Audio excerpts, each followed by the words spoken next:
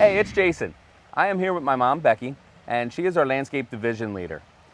I always feel that she takes everything that we do from looking good and makes it look great.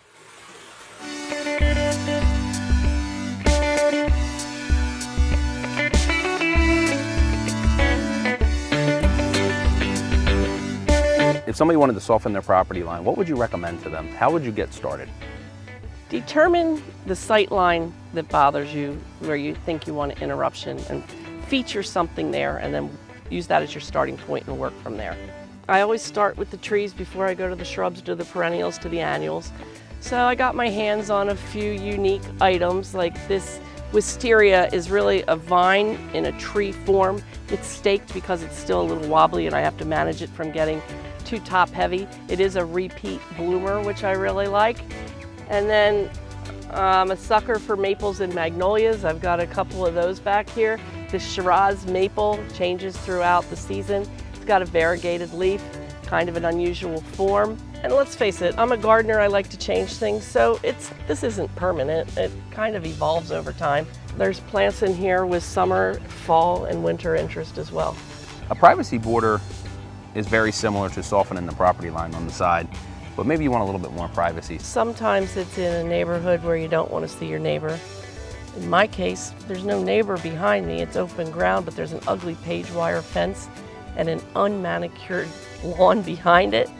And so that I don't have to look at it, I have done a mix of different types of shrubs. There's 5 different types of viburnum, a couple of types of Japanese maple, a witch hazel for winter interest.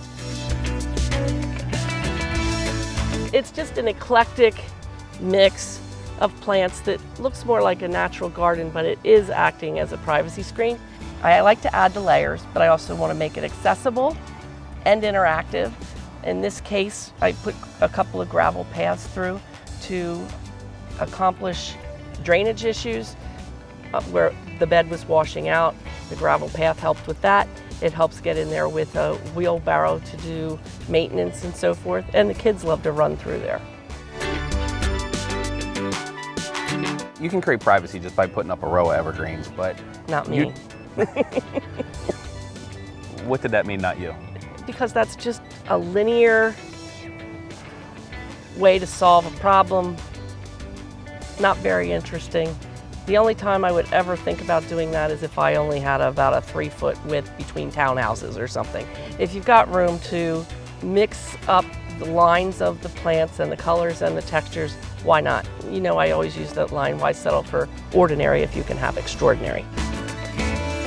So I hope you enjoyed this video. If you have any questions, please put it in the comments below. Please remember to like and subscribe. And until next time, keep building your outdoor dreams.